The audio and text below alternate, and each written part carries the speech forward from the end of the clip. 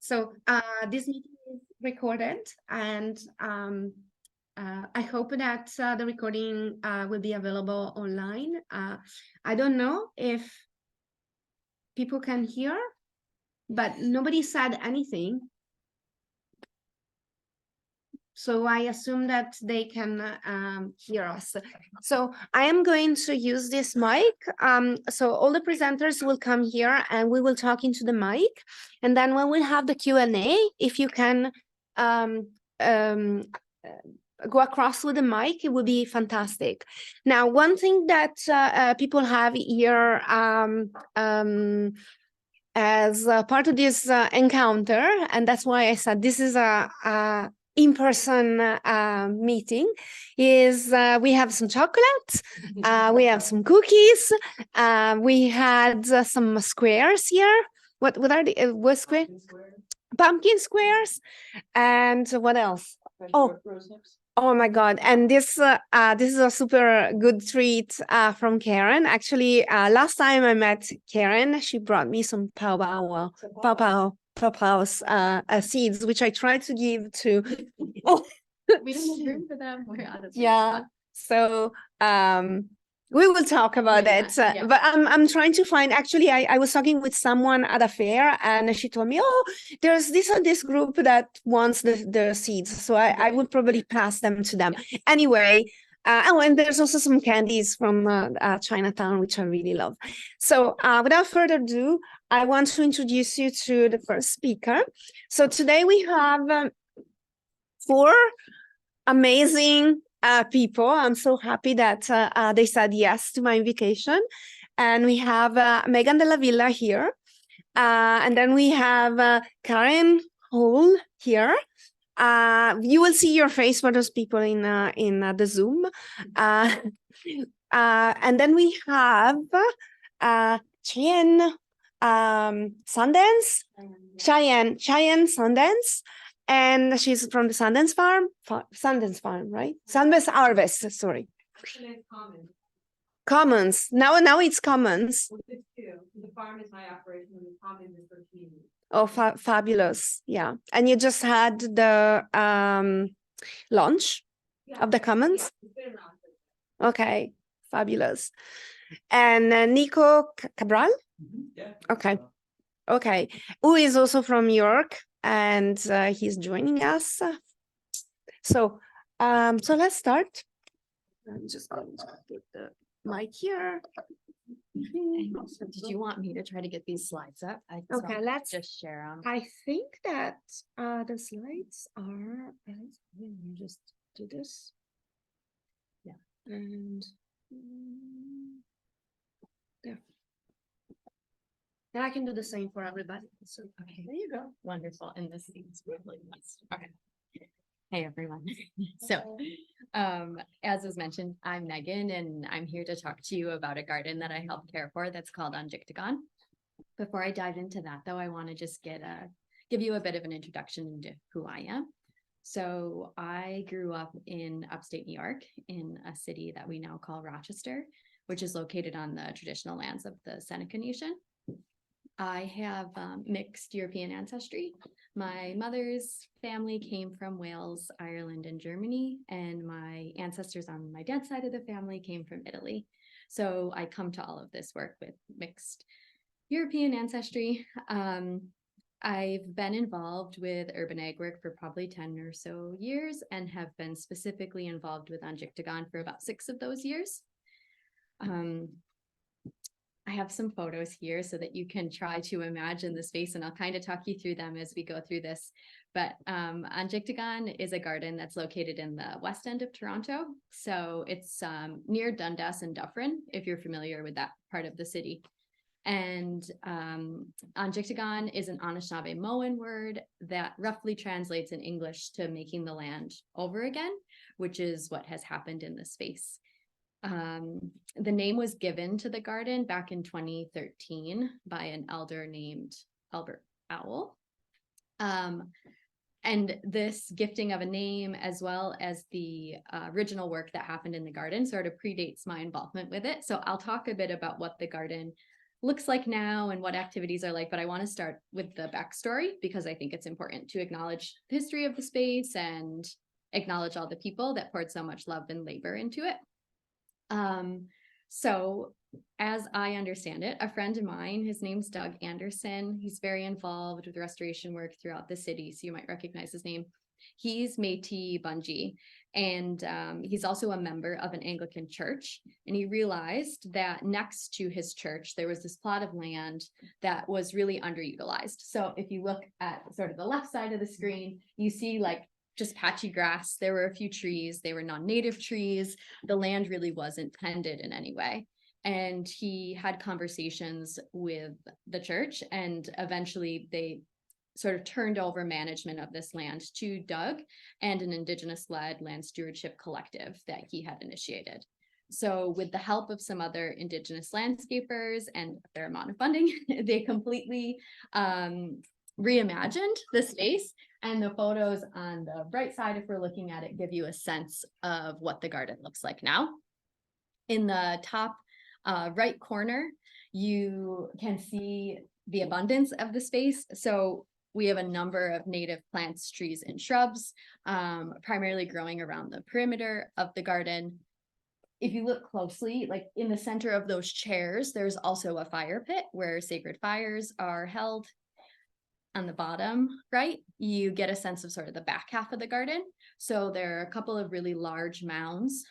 This is a traditional growing practice. It's used in different cultures, but essentially it's burying logs, fish guts, charcoal, lots of organic matter in order to keep the soil healthy and strong. And we grow all of our veggies and herbs and stuff in these two large mounds. This photo is from the very beginning of a season, so it's sort of early on in the planting. We also have a couple of large beds where we're growing garlic and asparagus and other herbs and medicines. When I got involved in Aanjiktigaan, it was 2017, and some of the initial energy and excitement around the space had waned a bit. So between 2013, 2016, there were really incredible youth programs that were happening. However, there's a lot of spaces in Toronto that need restoration work. So people were pulled to other projects. And when I met Doug, it was through some of the other work that I was doing, but he invited me in to this space to start caring for this land. I took a couple of seasons to get to know the space, and I mention that just because in the context of all of this work, I think relationality is really important, and it takes time to form relationship with the land, at least for me, in the same way that it takes time to form relationships with people. So I took a couple of seasons to better understand Doug's vision and just get to know this piece of land a little bit better. And then in 2019, was able to secure a little bit of funding so that we could start bringing some activity and energy back into this garden. As you'll see from some of these photos, there were corners of the garden that with fewer visitors had become a little less tended. I will say that as we move through these photos, our intention with Aanjiktigaan is not for it to be this perfectly manicured, like botanical garden-esque space. Instead, we really garden with this idea of all of our relations in mind and doing what we can to support not just the humans who are using the space, but all of the other beings that we share this space with. So on the left, that was a space that had gotten disrupted through construction that the church had to undertake.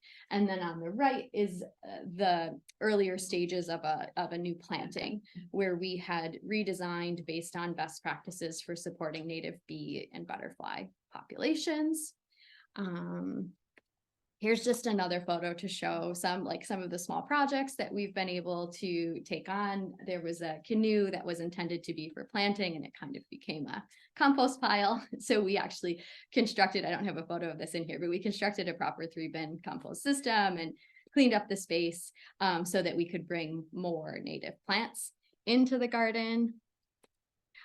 Here's a variety of pictures too. Roberta, you may be in some of these, I don't know. But this is just to give you a sense of what some of the energy has looked like in Aanjiktigaan. Are you in the top one? In this past season.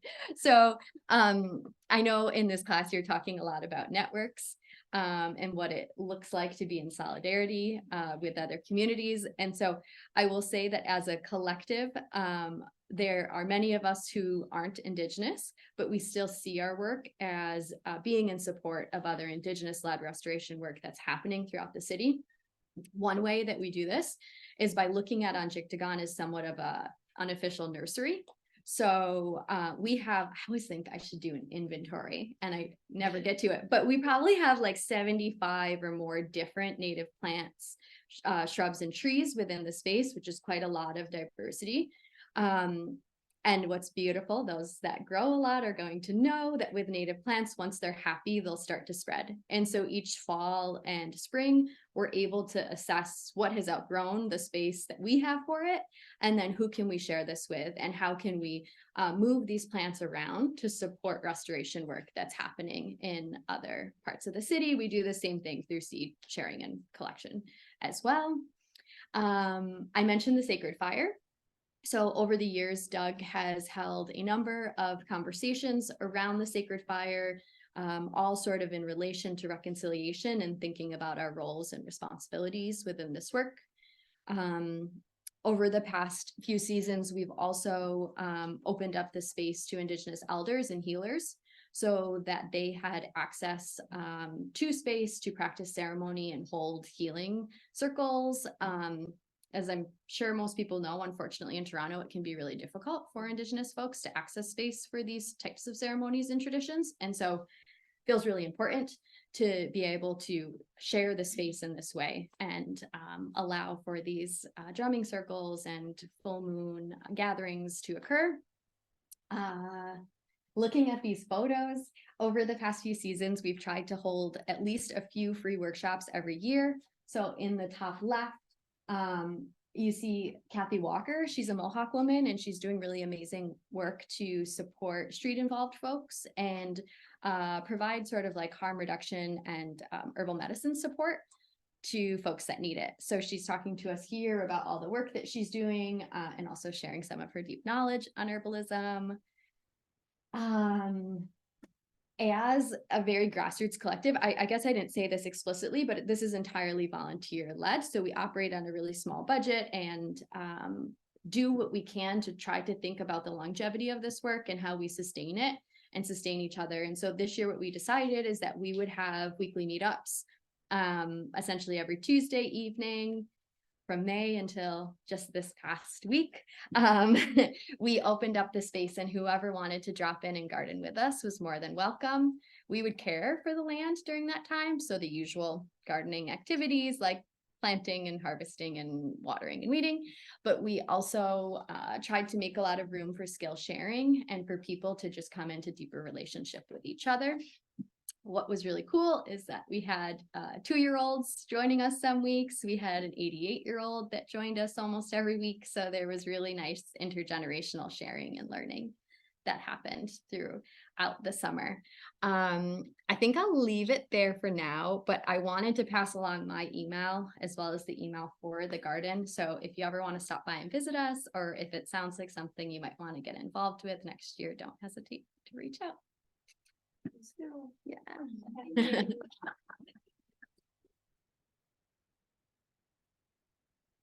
Gonna go next. Okay, Karen. Okay, I'm gonna just find your presentation.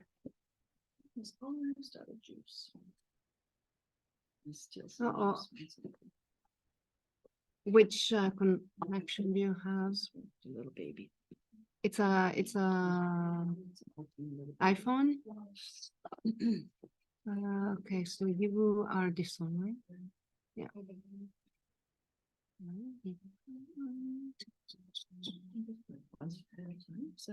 Sorry? Can I just put one slide at a time? Yes. That would be great. Yes, you can do this. So here it is. So you just use the. Okay. 10 minutes?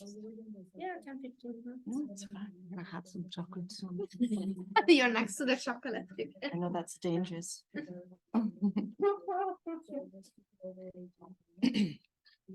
I don't think I need my phone. You need, I don't think I need my phone, but at some point I'm gonna need some juice, so. mm, Okay, I will start. I'll ask That's people if fine. they have them.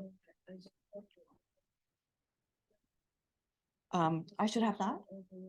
Should I have that? Is that's This is something? else? No, this is Oh, okay. to show people. All right. So you see the small, Oh, yeah, okay, good. but you're in the little Yeah, I'm in the little thing. There we go. thing there. Good. Yeah. Okay, hi, everybody. Bonjour. My name is Karen, but I can't stand my name, so I go by Kéké now. And I have 3 little rascally grandsons, and they call me Kéké, so it's working quite well. I brought something that is amazing, that I think is sort of like the best candy that's out there right now. And I'm going to show you how you can eat it, and I'm going to pass it around, and you either eat it or you don't eat it. And I have zero judgment about it, but it's pretty exciting. So these are rose hips, and after the frost has touched them, they become kind of plump and shriveled. So you want to eat them like this, not when they're all smooth. So what you're going to do inside, they have a very thin, sort of waxy outside that's edible, and just under the skin, there's like a paste that is like the most delicious jam you've ever tasted in your life. And then inside, in the heart of it, are seeds with like quite spiky hairs that are choking. So you have to eat it in a way that you don't get past the first layer, you eat the second layer, and you don't touch the third layer. So think of yourselves as like clever squirrels. And it won't choke you if you get in. I mean, it's like artichokes. If you've eaten artichokes, there's like a kind of a spiky layer. So this is what I do, is you can go on either end. You can just take a bite that's about half a centimeter. So all I've got is that. No seeds. See, you don't want to bite into the seeds. On the other side, honestly, it tastes like orange and sunshine. You cannot believe it. The other side, it's so wonderful. Plus, this is the source of vitamin C that they make vitamin C pills from. Acerola, and they'll say it's got 10,000 units. So actually, this is the source. So if you want to avoid pharmaceuticals and plastic and everything, just eat these directly if you need vitamin C. And here's, I'm going to bite the other side. So that's it. Sometimes when I'm just feeling like a kind of quick squirrel, I'll just eat one end and the other, and then that's it. And wipe it on my pants. But I invite you to enjoy what's happening with this. We have some experimenters here. If there's experimenters, so just do exactly what I said. And if not, like I can see the best one right there. Okay. And see that George is like, yes, mine. And roses, this is from wild roses, so it's in the Rosaceae family. And yeah, I'm serious. It's the source of vitamin C. Where do you get them? Just walk around. Whenever you saw a rose bush, they're everywhere. Just look for them. That's what's kind of amazing. They're outside. But you want them when they're soft like that. So just trust me that you're just going to eat about half a centimeter on one side, and turn and eat half a centimeter on the other side. And don't bite into the inside. When you're hungry, like it's really fun to eat a plant that you're walking by when you're hungry if it tastes amazing. Yeah, these are tasty things. Aren't they tasty? They're rose hips. Sour. And you can also you can buy rosehip jam. You can make rosehip jam. But sometimes if you just want to eat like a little candy on the way to school, I had some fuzzy peaches. Like I'm not pure. I had some fuzzy peaches from Halloween in my truck. And then I had these. So I was going back and forth. All right. So I used to be a professor, and I left academia for a million reasons. So I ran away from some terrible things, and I ran towards some amazing things. I walked. And so one of the things is a project that I dreamed up, not laying in bed, but by working on an organic farm on campus and noticing some really pretty striking symbiosis. And the symbiosis that I noticed is that when you grow a real variety of crops, foods, plants, medicines from all over the world in this climate, and some of them successful, surprisingly so, then at the farmer's market where you sell that food, you're going to get a huge cultural diversity of folks who are coming to buy that food.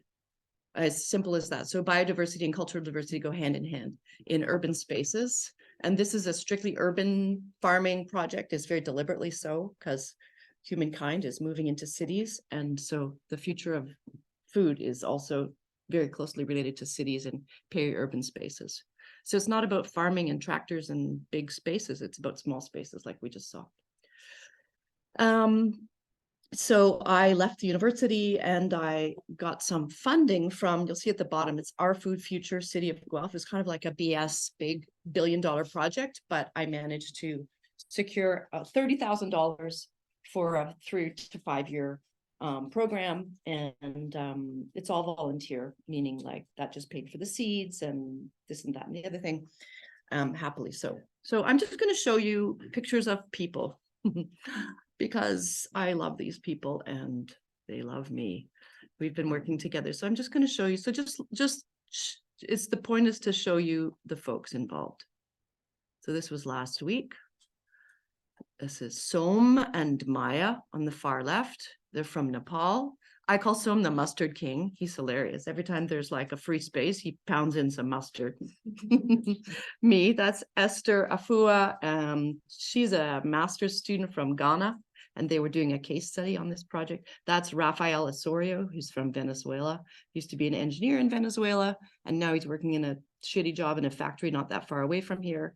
He was he and his family were with the project. You're going to see more pictures of them from the very beginning. And this past year, he took over as the farm coordinator, and it was a paid position. So that's good. And on the end is Francesca Solomon. She and Esther are both MA students, and they're both from Ghana. They discovered in this graduate class together that they were 3 Ghanaians. And so they're pretty happy, and they came to see this urban farm. That's Ishrat, and she's got some red, what do we got there? What is it? It's amaranthus, yeah. An amaranthus, as some of you know, it's a wild plant. You can eat the leaves and you can eat the seeds because they're high in protein, and they're also very, very beautiful. Are we able to move the thing? I can move it. I can move it. Wait, this guy little here. Okay. Is it yucky? Are you choking? Are you dying? No, she ate the whole thing. Oh, you ate the whole thing? Oh my God. It's fine. Is it Okay. choking your throat a little That bit? It won't okay? hurt you at all. No. You weren't listening, right? That's good. That's so good. That's okay. It won't hurt you one bit. Okay, this is one of my favorite people in the whole world. This is Ermias Okuwatsian, and he's from Eritrea. And this is Melaher and Meherad, his 2 little girlies. Look at the snarly face on Melaher. And Ermias, the first year that we grew food, it was all women except for Ermias. So we were like, and Ermias. And his wife Helen at that time was pregnant with their 3rd child, Dawit.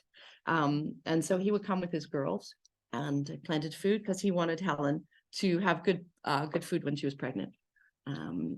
He's a fabulous guy, Ermias. There we go. Oh, I'm clicking, Roberta, and it's not moving. Do I have to do something else? Just this here. Oh, this is. I think it's because we manipulated the thing. Okay, beautiful. Underneath and that. There was a family. This is Valerati, and she actually has an MSc from something at York. I think it's community development. You can't see her beautiful face. And she's married to a guy named Anthony, who's from Haiti. And they now live in Edmonton. So one of the things that happens is that people pass through a project. It's open-ended. So sometimes we see new people. Some people have been there the whole time, like Raphael, and we miss these guys so much. And they are digging potatoes, which is a magical thing. Aha, this is Nawal. She's from Egypt. She's the first year was mostly North African women because there were community connections already in place among the newcomers, this particular group of newcomers: Sudan, Libya, Algeria, Egypt. They're all Muslim women. They're all Arabic speaking Muslim women and their kids and friends. And plus that guy, Ermias. And then the year after that, there was a shift in the population, and we can talk about why. So this is Nawal's sister, Amal. They have another sister called Halal. There's 3 sisters, and she joined in occasionally. And she also taught me how to cook with one particular vegetable that she really liked to grow. And then their kids, Ruby and Mohammed, drop in sometimes. So it's on a bus route. So public transportation is part of it. It's a crucial part of it.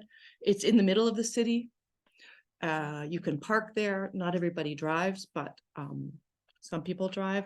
And so let's say, for instance, Amal would get dropped off by her daughter, or she'd drop her daughter off at McDonald's where she was working and then go and pick up her daughter after. So sort of in the route of what people are always doing. This is one of the students who was there last week doing a case study. His name is Anthony. And I think we're picking Swiss chard. Aha, there's a video. If this is a video. You ever dig potatoes? Okay, I'm going to show you. This is great. This is the woman bending over is Domalin Ponayo. She's there from the beginning. She's the most spirited chica you'll ever meet. And this is her cousin, Anthony, who arrived from the Philippines. And then, so this is pretty funny because usually like the cool guys arrive with like no intention to do anything with the soil. Look at the shoes he's wearing.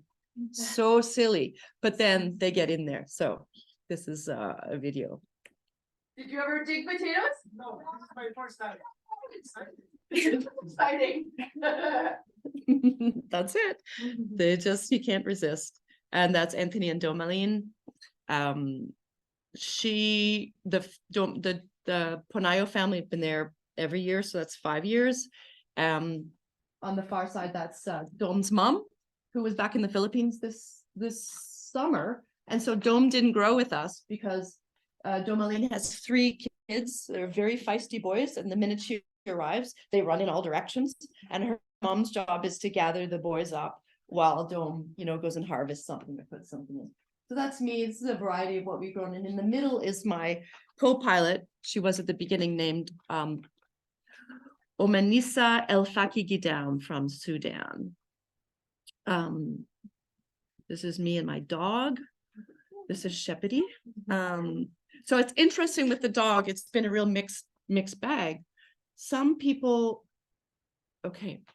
many people have wanted a dog all their life and have never been able to have one for a variety of reasons. And still can't have one in Guelph because they don't have enough space, or it costs a lot of money. The food costs a lot of money. It's expensive to have a pet.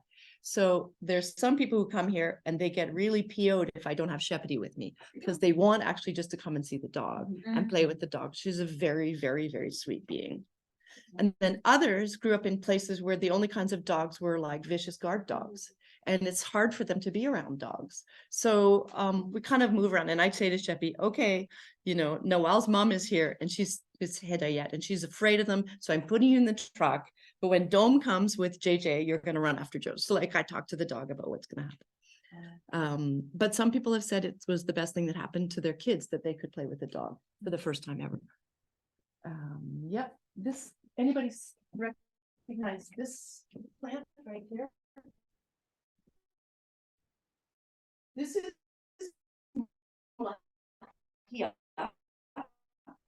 which is called Jews milk. Weird, and it's like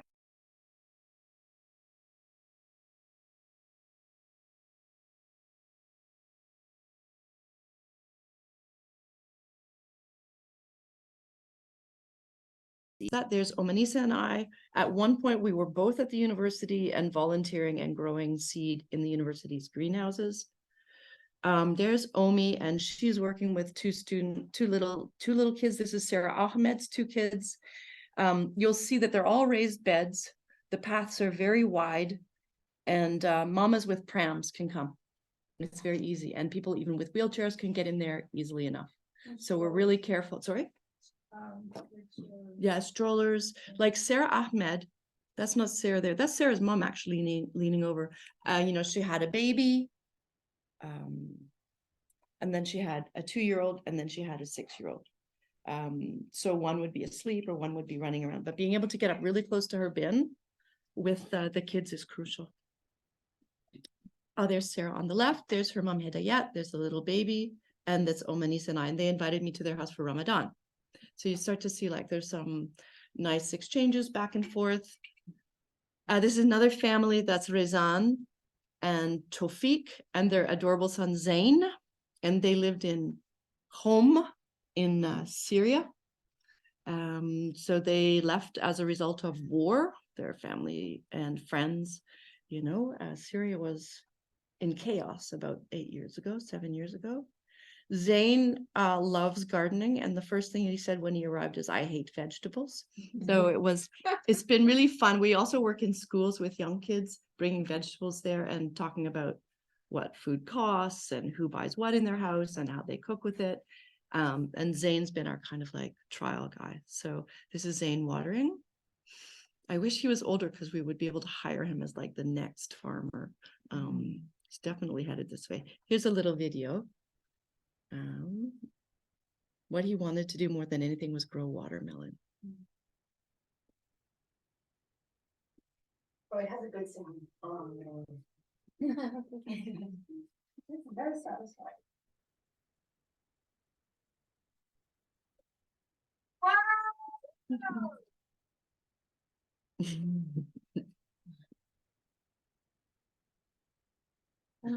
That's the watermelon.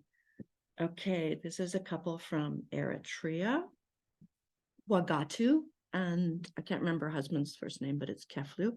Again, with the potatoes, it's sort of a marvel if you've never dug potatoes and they're there. Pretty magical. There's another woman from Eritrea with some Napa cabbage. This is me and Valerati and Amir, who's from Iraq. And we're just saving seeds. We're sorting seeds and saving seeds. We share seeds, we give them away, we make sure we put them in our pockets. This is the Osorio family from Venezuela. This is one of their daughters, and then they have 3 granddaughters who go there with them. It's a good place to bring kids. It's wide open and there's tons of green space around. There are no roads close by. There's a forest over here and there's a big road up the hill. This is me with the girls at the very beginning of the season, planting onions, I believe. Okay, this is Raphael and his wife, Luz Marina. Luz Marina drops him off. She goes and does stuff. She comes back and picks him up. And so, like I said, we had enough money left in the budget, like the very tail end of our funding. And I said, we need to hire somebody. And then he put his application in.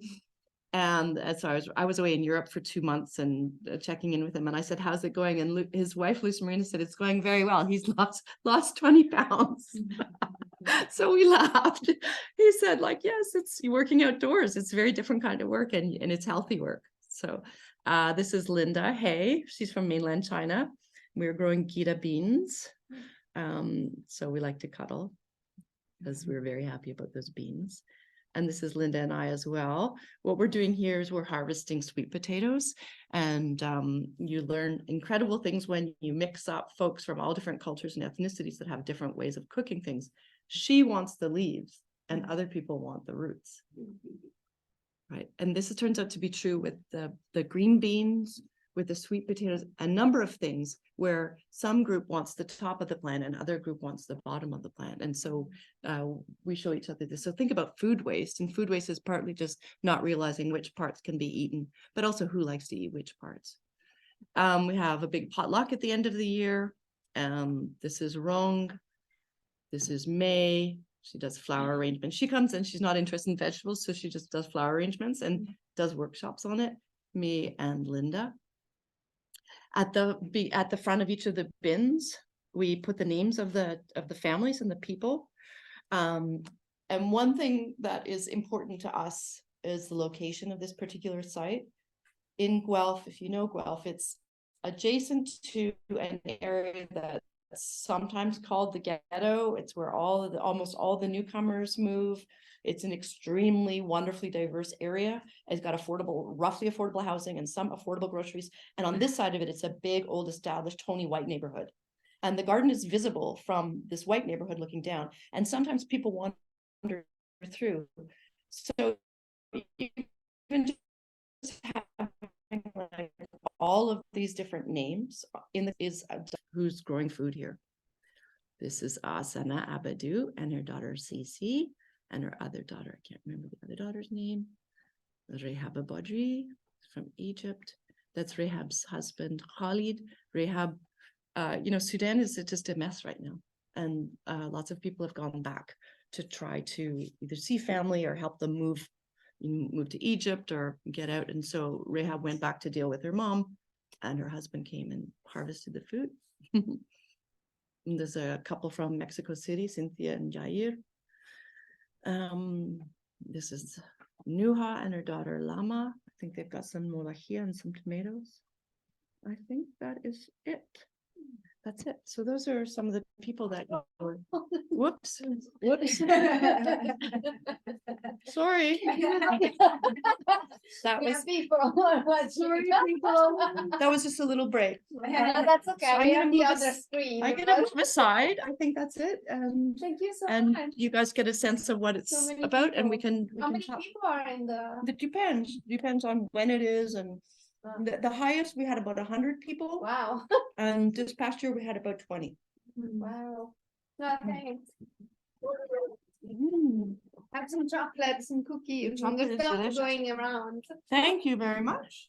You're welcome. Thank you. Careful not to trip on. Do you want to come here? Yeah. Do you want? Are you presenting together or you presenting So what I'm separate? gonna do is like, I'm gonna do my slides, and I'm gonna come out and then Nico will come to the slide.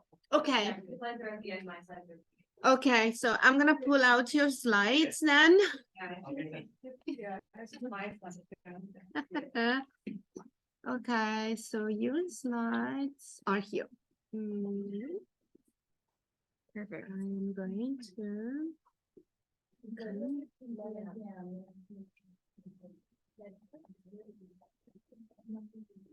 There you go. Cool. Thank you. I'll start. Hi everyone. So I don't garden or grow necessarily like in a small urban scale. I have a rural farm. So I'm going to be speaking about Sundance Commons. So myself, my name is Cheyenne Sundance, and I run Sundance Harvest, which is a farm that was in Downsview Park, but now has scaled largely to Bolton, which is like north of Canada's Wonderland. So I personally wholesale vegetables. I grow greens such as bok choy, kale, collards, chard, head lettuce, bunch of stuff, and squash and pumpkins. So I'm like, my profession is like I grow organic food. I do it at scale. We have a tractor, things like that. But today I'm not talking about that. I'm talking about Sundance Commons, which is a nonprofit I co-founded with my best friend, John, who's not here, but it's cool. So Sundance Commons is a nonprofit.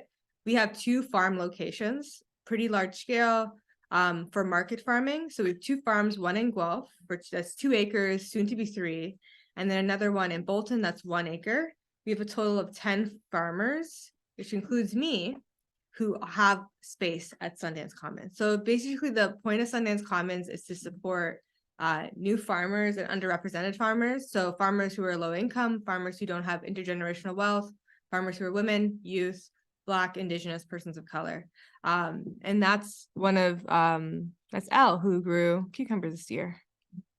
So the idea with Sundance Commons is we actually, beyond providing land, we also provide the tools. So a walk behind tractor, we provide irrigation, we provide landscape fabrics, tarps, and then we provide other tools such as greenhouses and caterpillar tunnels, which can cost, if you're starting a farm that's, let's say, most people start a farm that's like half an acre by themselves, that's about $25,000 someone would have to pay. So they pay 0 with Sundance Commons. And we also provide markets. So there's a wholesale company called Sundance Market that I also own. And most people sell through that, and they sell wholesale, they make money, and then they're usually happy because they have a fair income for their crops that they grow. Cool. So for like a kind of seeing it, basically Sundance Commons, because we're a nonprofit, we can get grants. So that's how we buy all of our infrastructure. That's how we say you don't have to pay any money for your lease and all of that stuff. And that's how we do educational programming as well. So this is on a map where the 2 farm locations are. The yellow is actually a new farm location we're securing on a 5-year lease, which is pretty radical, to be honest, that we're doing that. I didn't think we would get it, but yeah, it's working out. So 10 farmers farm across 3 locations. Our bees are at the yellow circle. The chickens, because we have chickens through one of the members, Yusuf, is at the Guelph circle. And then Bolton has cut flowers and vegetables. And then I grow my greens there for wholesale. So we do a lot of workshops. We do free educational workshops every single week or bi-weekly, depending on the year. And we get grant funding to do that. So Sundance Commons, again, does get grant funding from government agencies, other nonprofits, to do free educational workshops on chickens, on grant writing, on soil health, and things like that. And again, we're focused on employable skills. So you're going to see something like, machinery training and no-till. That's not necessarily a small backyard scale. We're focused on like ensuring young people can have all the equipment, all the land, everything they need to scale up and have an actual business, and or to work at a farm. So we provide the skills and land matching, because there's no other organization in Ontario that provides land matching aside from Sundance Commons. So I'm going to move this little Cheyenne over here. There we go. We purchase, install, and we aid in collective use of infrastructure. So again, a walk-behind tractor, a BCS model, 749 is going to be about $9,000, not including the tiller you need, not including the rotary plow or the power harrow. That will be another, 10,000. So again, we provide these tools, and we, instead of competing with each other as farmers, we cooperate. So we say, oh, are you growing tomatoes, Nico? I won't grow tomatoes, Nico. I'll grow kale, or I'll grow chard. So then when we're actually selling to the wholesaler, which is a business that I also run, that there's no like competing for prices. It's just everyone can share and everyone can grow together. And that's Zoe. I like Zoe a lot. I saw her this morning. And that's John, who also started Sundance Commons with me. And this is at the Bolton site. It's very, very big. The actual site for farming is like a couple acres. And yeah, they're harvesting corn because we had a party recently and we were hanging out with the corn at the party. So this is Nico over here.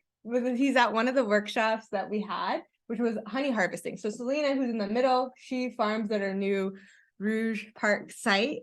And that's Al, who farmed this year. And then that's Spencer over there. He's at the Bolton site harvesting Napa cabbage, because I grew Napa for wholesale. And yeah, we do a lot of programming, and we do programming that is applicable to technical skills. So whatever people grow, they can sell again through Sundance Market, and they can again make income. And that's the key thing is, going to a farmer's market is okay, but if you don't have any branding or no one knows really who your farm is, you're not going to have a good day. So to be quick, the 3 tenets of Commons is learning. So farm incubation program. So we incubate new farmers, as I already mentioned. That's me with some peas. These are Nico's tomatoes from this year. Good job, Nico. Yeah. Nico really turned it out. So Nico this year actually had greenhouse, and he grew in 2,000 square feet. How many tomatoes was it, Nico? 2,000 seedlings, but 2,000. Yeah, 1,300. Yeah, so you're 1,300 tomato plants this year. Wow. Yeah, he was really good. Wow. I was really impressed with you, what you did. I was like, I couldn't have done this. So we also develop. So we create and we secure long-term leases. So we, as a nonprofit, we hold the leases.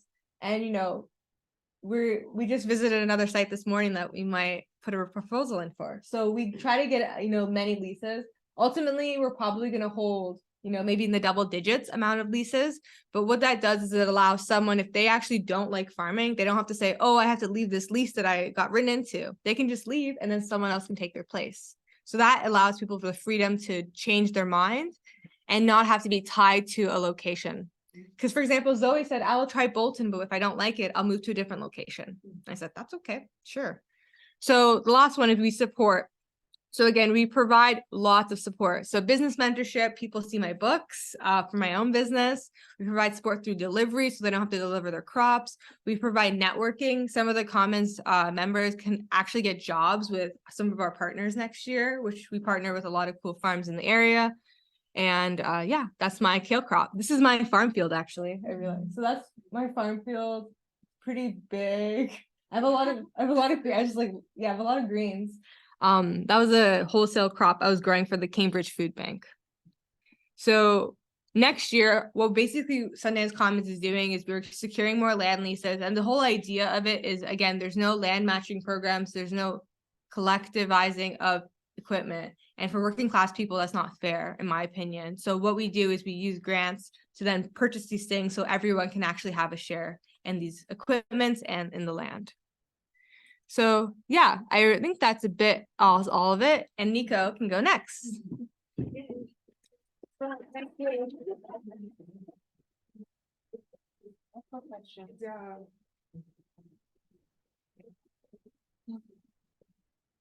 Thanks. Hey everyone, nice to meet everyone and see some new faces, lots of new faces.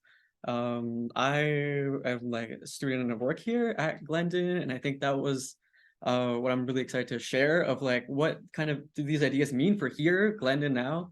So thank you everyone for inviting me. That was me working this year part-time / full-time at the Downsview Park location doing the tomatoes that I grew, and part-time I was coordinating the garden here. And so here I studied international studies, so that has a lot of questions to do with like systems and food systems, something that I worked on here to do my research on. And so I was really interested in what does sort of corporate control mean for food, and like the implications of that in the rural and urban spaces. And so that can come into a few different ways. I'm just going to show you sort of what that means for Glendon. This is the garden. Sorry, I didn't get a chance to invite people to walk before the presentation. My bad. We can go after. We can take the flashlights and go if you want. But the garden is here in between the breezeway and their cafeteria. If you haven't walked by, it's where all the sunflowers go crazy in the summertime. These show some pictures from last year, mostly garlic planting with a history of food course that isn't available this year, and with the vermicompost also project that is actually here in the facilities building, and being able to have an agreement. And very fortunate that the facilities has just been able to be like, yeah, come do your worms here. And Sabine Dreher, who's from the International Studies Department, thank you for coming. This is part of the course that we did about what do we do about climate change? What can we do as students on campus? Because there's this idea of I will go to school and then I'll get a job, and in my job and the future, maybe I'll be able to do something about climate change, but actually students collectively and just community members, not just as students, but connecting with people who aren't students, with custodians, with teachers, and just people who live in the area can do a lot to change the reality. And so that's what brings us to Glendon, and why Glendon, and what's wrong with Glendon. What's wrong? There was lots, but especially food. And sort of that's where like my main interest was, because it's really unique. So there's lots of talk about Glendon being a food desert. By show of hands, by students in the room, does anyone live on campus? Has anyone lived on campus before, previously? Yeah? Would food desert be something that you would consider, like, what does that reflect your experience? Yes or no, or first thoughts that come to your mind? I used to sleep just like drinking cranberry juice from the thing, because I'm just like, there's no options, like, No, there's nothing. Yeah, it's for the recording at home. The cranberry juice was the only thing you bought at the cafeteria. Cranberry juice was the only. Yeah. That was the best thing. Yeah. And that's been a problem for many years. That's been a problem that you can feel, but you don't really know. It's like, it's not a you problem. Like, it's not you. It is what the system it like allows. And so that kind of get throws around a lot. This is data from Canadian Environmental Health Atlas that shows all the food deserts in yellow, and the circle is where we are in Glendon. So there actually is there is data support. There is no other places than the cafeteria to eat. We actually saw maps. So remember the map of the food deserts that we looked at during one of our classes? We don't talk about Glendon, but there's a lot of food deserts in Toronto. And there's data backing. Yeah, and it's unique that it's in the biggest city in Canada. It's a big university, and there's nowhere to eat than the cafeteria. And the cafeteria, it's not by accident. Well, there's a debate to whether it's by accident or not. But I wanted to sort of, we were with the course, with Sabine's course, and just with students, we were trying to map sort of what that looks like if we were to put it like in a chart. And so this on Glendon, you can see like the production of food. there's the garden, which is like a mini space, and the processing of like where the food can turn into a meal is just the cafeteria and Tim Hortons. And that's it. There is no cooking on campus, and there's lots of feelings about that, and it's really unfortunate that adults aren't allowed to cook on campus. That's a very rare occurrence to have that in the downtown area, especially of a major city like Toronto. And so this is, I'll just continue. This is a model from another university, but I'm just putting it for the Glendon context. And so there's the cafeteria, vending machines, Tim Hortons, and there is a student cooperative called Lunik, which is under in the manor. There's a basement. You can go and heat things up. There is a sink, but there is no kitchen. There is no food access. And so this idea of food being like a major problem for students, but also economically, this is an example of how corporate capture sort of works at the university, or an example of that. Because the Aramark, which is a Fortune 500 company, gets its produce from the international markets and it comes here, and that has a lot of food waste, and that is very isolating, just a process for students. It's a very top-down nature. And so with the course, we're thinking, what can we do about this as students? Like, we're living in a food desert, we're here, what can we do about it? And so this is where the potential is in the garden. And so from this course, and with the help of students, the little stars that popped up are the differences that have been able to happen with students being like, what can we do? So you can see the cooking club, after 3 semesters, that's something that students said that we need a cook. Like there are people who come for international students, especially since lots of international students are francophone and they come from North and West Africa, and they come from places that respect food, and they get here to Canada, a developed country, and then there's nowhere to eat, there's no food access. It's really cool. It's just, there's a lot of issues. The cooking club was one, the compost crew, which was the picture that happens in the other building. We had a Glendon food summit where the students were able to express to some administration what's the issues, and there was a lot of discussion. That was very constructive from that. And so the other one is Chartwells. So from pressure from the students, they were actually able to end the contract early from Aramark, like one Fortune 500 company, to another one that has shown signs of being more flexible, but the students were able to pressure that and actually change the contract, and the administrator was responsive to that pressure from students. And so that has been very positive development. What is this? And so the potential comes from what sort of can we do to face the realities of a squeeze and of pressure for living urban, like in an urban setting, and what role food can play in that. And so if there was a farm, kind of like how Karen described, of sort of, this is more of a communal sort of bottom-up approach to how can we control our own food system? What if we had the space and the land to make connections with humans, with non-humans, and sort of decide how the food can move through the campus? Can we grow food? Can we cook food? What food can we grow? Where do we get it?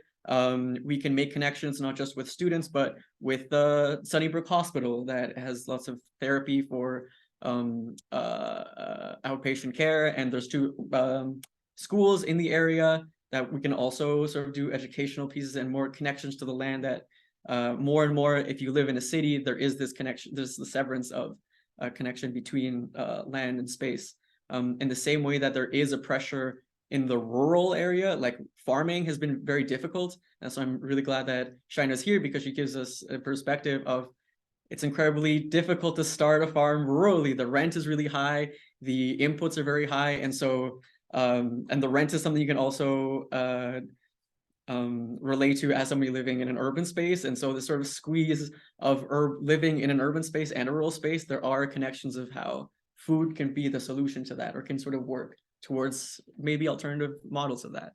And so this is how it could work at Glendon. That's one sort of idea.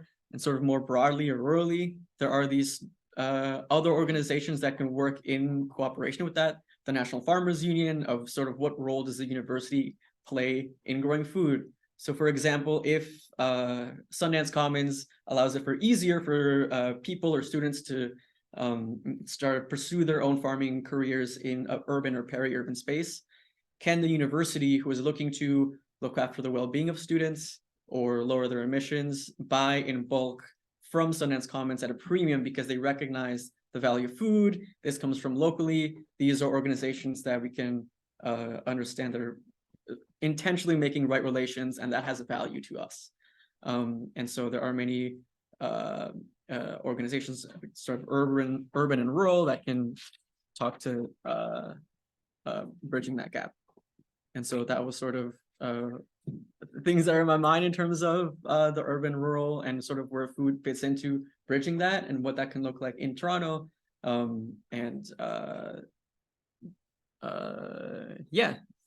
wish I had more pictures of other folks like the other presentations. But that was the context for Glendon. You can join the garden club, you can join the garden composting crew, but I think part of sort of speaking with other students and organizing with the garden, because the person who started was actually a facilities person, and the garden was a really good space for people sort of collaboration, people or interclass. It's hard to sort of talk to your professor outside of the classroom. It's hard to talk to someone who's just a custodian. I say just a custodian, but just any custodian or someone who isn't in your classroom. And so the garden kind of breaks that down. It breaks that down for newcomers, and it breaks that down for just different generations. And so that's something how it could look like at Glendon, and I'd be interested to just talk to everyone about their thoughts on that. And so I'd rather shut up and like have a good discussion. So yeah, thanks. Follow Sundance. Yeah. Amazing. Okay. Nice. Yeah, thanks for putting everything in context. Because how many of you were aware of what was going on here at Glandon in terms of the collective? See, like they're not. Yeah, well, this is a project, and it's hard to sort of like.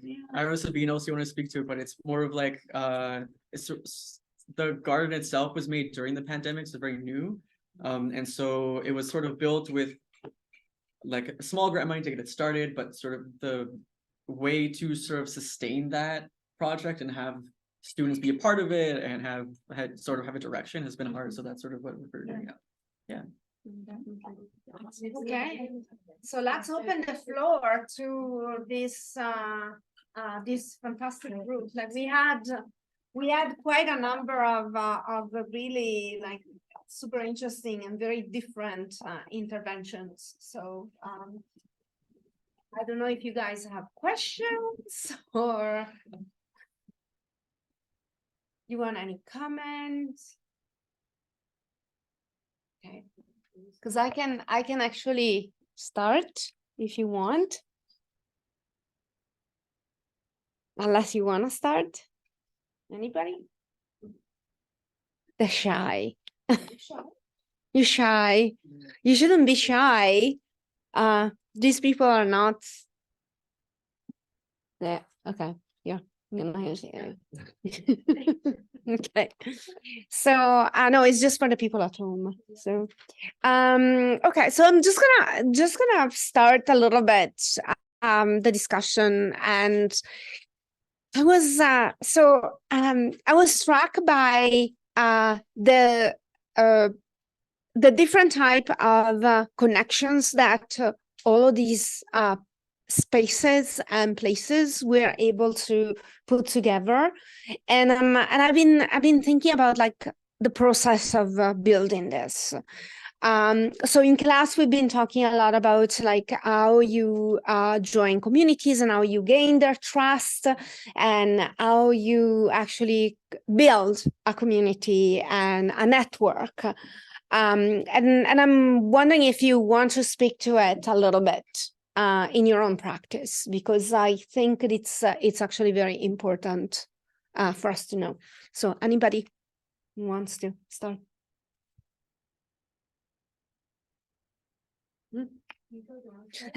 He's gonna be your spokesperson. How about Nico start? Yeah. Because Nico started in community with me, and we weren't even like directly like this. You started in the program. Yeah. You want to speak to how what you think community is like in Sundance, how you found that? Sure. Yeah. This is double because I did start as a grower. This is my first year growing production at Sundance Harvest, or through Sundance Harvest Incubator Program, which is kind of like the seed for what the Commons is now. So it's a bit more about instead of everyone growing every vegetable, at least we'll start off a bit like smaller scale. And so I did tomatoes and someone else did herbs and someone else did other types of crops, and then we put together, and that's a box. And so that was the benefit, I think, because starting alone is really too much to do, especially starting from zero. And so when it is a group of people, that at least for me was a huge benefit, because you're able to, number one, share the resources, but learn together, make mistakes together, and be able to sort of make those kinds of relationships, to go through that not alone, is really important to do any project, whether it's like agriculture or outside of agriculture. Studying with friends, like it's like that, but starting your own business. And so I was really for growing, it was really beneficial to grow with others, and I really appreciate that for the Commons, because it is something where, first of all, the risk is lowered because you're all doing it together at the same time. And so for production, that really works well, and for any projects like the garden, it's easier to talk to, like, being a student from here, to talk to students, because everyone knows what it's like to live at Glendon. Even if you don't live on residence, you know what it's like to only have cafeteria and only buy cranberry juice, because the rest doesn't make you feel good. Maybe you feel sick, and professors see that. And Sabine's talked about, like, students who feel sick, you don't learn, you're distracted during class, maybe this one, and it's hard to be present, it's hard to be healthy. And so the food is a huge personal experience, and professional health wise. And so that's something where I think there's lots of interest in students, and I'm excited for what that could also look like, trying to use my experience at Sundance to sort of also translate to here. Yeah. Cheyenne, do you want to say anything more? I'll say like one side. To bring you the mic though, otherwise they're not gonna hear you. I can respect that. Yeah, so I think Nico illuminated kind of what I felt. I really am taking Sundance Commons like into the idea that like it is not fun to grow by yourself. I think Nico remembers my lore. I used to talk about my first year farming was very lonely, even though I was in like a city and farming, 1.5 acres. The thing with Sundance Commons is like at each farm site, there's like 4 people farming. So then they get to be friends. They get to kiki and chat and gossip and have fun. And that's the biggest thing right now. I think that I'm happy with Sundance Commons and building community. I think just like if you see something not happening, if you just do it, people will come to you. That's the whole thing I just did. Like, I wasn't like I went to school, like I left high school, like I dropped out. It wasn't like I, studied anything. I didn't study anything. I just said there's no land matching programs. There's no cool stuff for young people. And there's no fun activities that I want to do. So I'm just going to do this thing. And then it just blew up after 4 years of Sundance in general. So I think it's just like, if you want to see something, you just do it. Then that's how you get community. I think it's really weird to like assume what community wants. Just assume what you want. That's not selfish, because someone probably wants something similar, and then you'll get it, and then you all have it, and then you all have fun time. So that's all I have to say. Did you want to speak, Karen?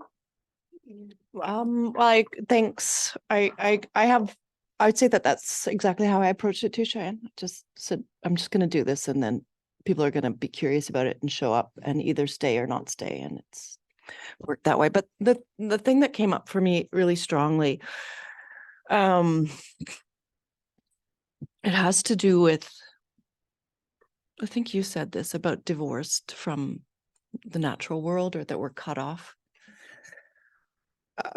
And so if we're not going to, I feel like the most important practice that any one of us can really emulate or learn about and then do it is to trust the natural world is a beautiful place that is fortifying for the most part. And that means things like I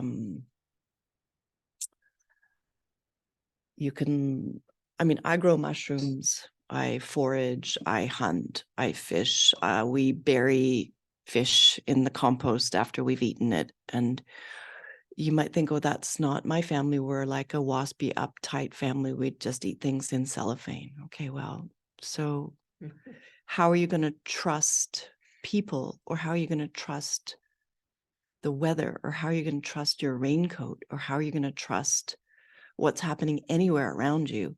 Where are you going to get that sense that things can be trusted and are kind of marvelous? Certainly not like at the political level, honestly.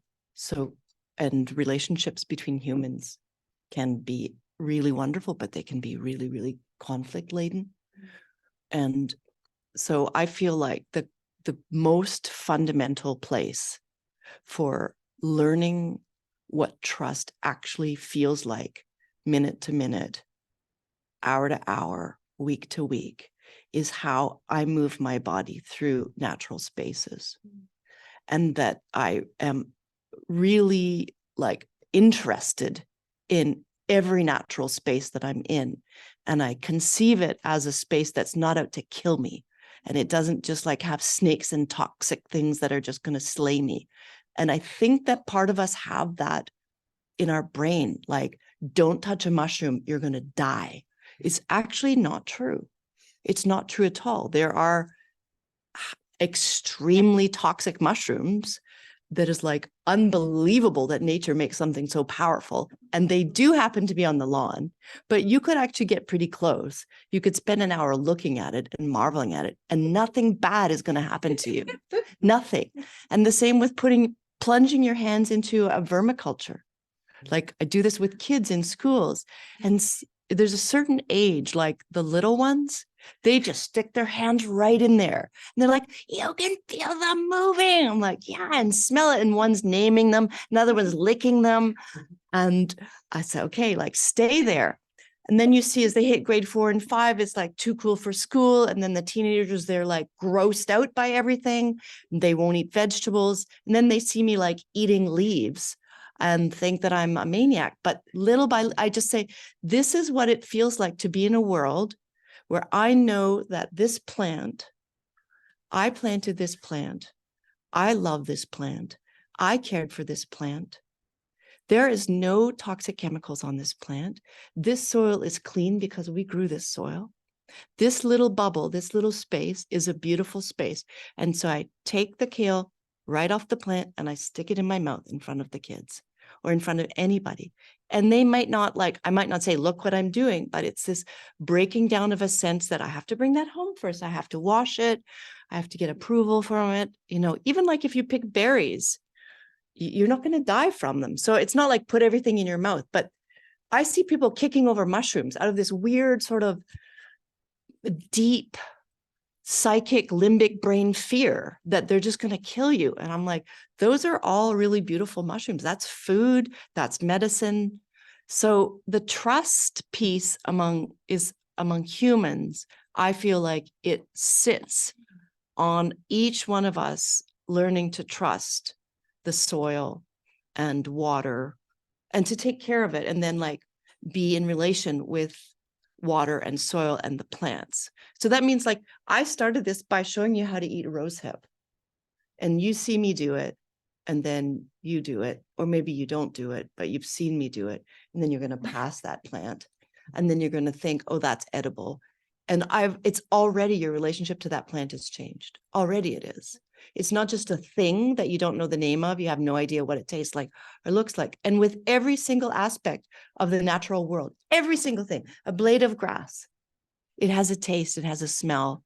So I just think like at one point when we were children, we were in the world and we experimented with it. And like, okay, sometimes we got diarrhea or we puked, but that's like interesting. You learn something. And that's very different than like unwrapping a cucumber with that like big condom and then chopping it up and eating it and being disgusted because it doesn't taste good.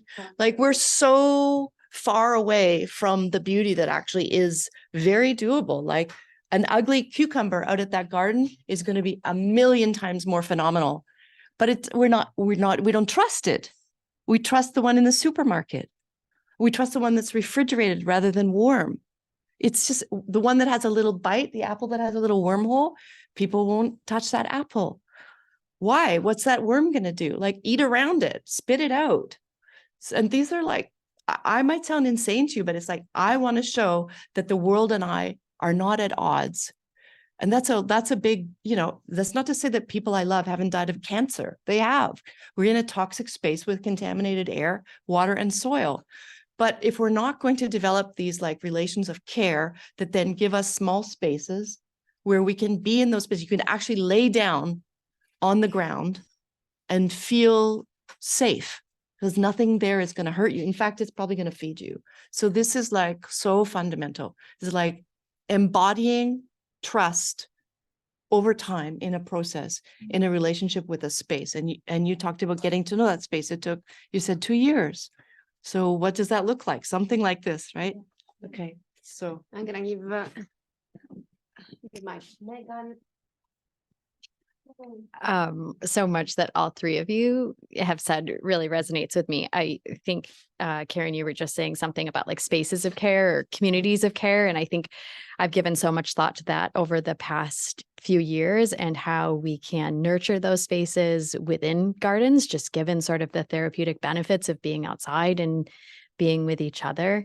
When I think about the work that I do in the garden, I think about it like sort of in these larger contexts of reconciliation, of climate change, like the massive change that needs to happen within systems in order for us to really make traction on these immense challenges that we're facing. And I recognize that that can feel sort of daunting. It can feel like we're removed from these systems as individuals. And so instead of allowing it to feel really demoralizing, I instead step into the agency that I do have. And that means taking a really active role in my community, taking care of what I can see and touch in my neighborhood, and working alongside others who want to do that same thing. Because then added up, like those small contributions make a bit of a difference. And I will say, Nico, like your comments just about being in spaces where you can learn with other people, like you can make mistakes. No one has to have it figured out. I think there's something to like my experiences in gardening, not farming, but there's something beautiful to always being able to learn and explore and grow as an individual when you're gardening. Like I think people that I talk to, like they may have gardened their entire life and there's always going to be another way to garden. There's always going to be another fruit or vegetable or herb that you haven't grown before. Someone's going to want to use it in a different way than you knew how to use. And so there's just so much that you can learn from one another. And I think that allows for really beautiful relationships to form.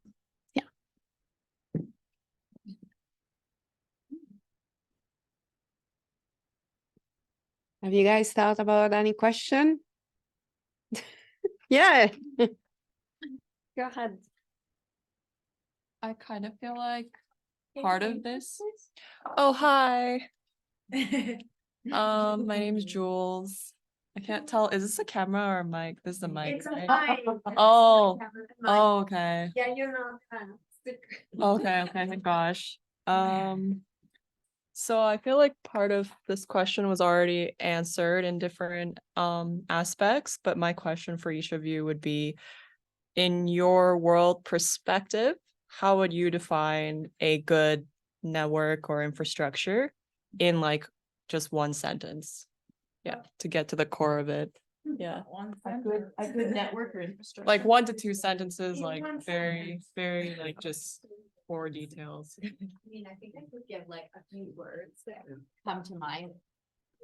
I don't know if this will be a succinct 1-sentence definition, but when I think about a good network, I think about reciprocity and I think about balance. I think about like that give and take that needs to happen. And I don't think we have a lot of spaces where we see that sort of balance emulated. I think we need to find that balance and that rhythm again. Do you know? Mic drop. Yeah, I really appreciate reciprocity hit really hard. And if it was a word, it'd be, I mean, what first came to mind was sort of like collective care, joy and collective care. And then something that really inspires me a lot, I think, especially sort of following Sundance in their journey, that there's a lot of joy in in trying to resist or imagine things that you think might not be able to happen. And even if you think like you might be alone in thinking something that exists can never change, there are always other people who are with you, but it's just to make that connection and to find each other and find that community is really, there's a lot of joy and there's a lot of power in that. I really see it in like the words of everyone here. And I think that's something also I learned from class from Sabine. I want to give Sabine a shout out as well, because going here and doing international studies, there's this idea, especially young people, and thinking about capitalism. And this is something as like a solitude, something that has always existed, will never change, will be here forever, cannot be movable. And that is something that is completely untrue. It's changed from decades going on. It was an idea in someone's head and it was reproduced, but other ideas can take over and be changed. And so if I have something maybe to throw back to the class, but like I'd rather share first, and then if there's no other questions, yeah. Okay, let's go in circle. Jules, your question is how do you define a good or a right? A good? In your world Yes. perspective, Yes. based on your experiences, Yes. how would you define a good network or infrastructure in Okay. just like a couple succinct Sure. sentences? Okay, I've thought about this a long time, like being inside experiences and trying to see what it is about them that make them good or less good. I don't say good or bad. And the answer that I've landed on that I feel really happy about is the word capaciousness. So think about this way. Look at this classroom. How many different things, this is for everybody here, like just take a sec, be where we are, look where you are, look where we're sitting, look where we are, look around. How many different things can we do in here? So we could spend some time, and on the blackboard, we could list all the different things we could do, even think in your wildest dreams, like we can stand on the tables. Can we piss in here? I don't know. Can we eat in here? Can we cook in here? Can we sing in here? Can we sleep in here? Can other people come in? Can we fuck in here? Can we like destroy our computers in here? Can we bring the rock band in? Can the worms live here? Where about the red hawks? Where are the trees? So if you really let your brain open, think of any space that you're in that has networks, processes, and institutions, and ask yourself, how many things can happen in here without it being destroyed, without it turning into chaos? And for every space you're in, you're going to get a list that's like, a set, set theory. Here's your number. You can be in spaces, and in my experience, the one place that is the most capacious, so it's a system that is good, was an organic farm that I worked on. It changed my life because it was the first time that I was in a space where no matter what you threw at it, no matter what idea you proposed about what could happen there, A, you could do it there, and B, it didn't make the place fall apart. And I'm talking about any comers. So we had like the hospice. Can we bring the kids whose parents died in the last year and we can do something? Yes. Can we bring this puppet theater troupe that wants to do something in communication studies? Yes. Can we bring dietitians in because they want to learn about kale? Yes. What about the EFAO? Can they come in for a tour? Yes. What about the daycare kids? Can they come and plant potatoes? Yes. See what I'm saying? There was nothing that anybody ever asked of us. There was this guy who wanted to make vinegar and start a business on wild yeasts. Yes. So if I went through the list of the number of people that were like saying, can this happen in this space? There was never a no, never a no, never a no. So that itself changed my life, to be in spaces where no is, it's not, it doesn't, it's yes is always the answer. And that was the only space in my whole life that could do that. And so I'm committed to being involved in those spaces and building those spaces that have capaciousness. That's the answer. That's my answer. Okay. Do you wanna answer? Do you wanna?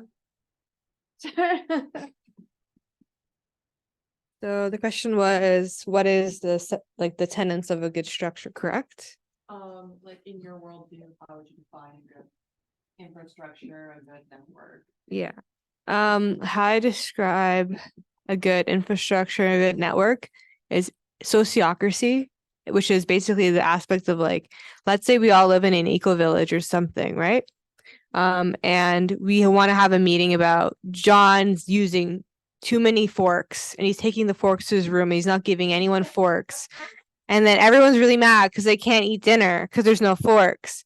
Would we have a meeting about, okay, let's talk about the fork situation, but then let's talk about the spoon situation. Let's talk about the whole cutlery situation. Well, what happens when, we don't have enough forks? No, in sociocracy, you say, let's talk about who organizes the kitchen.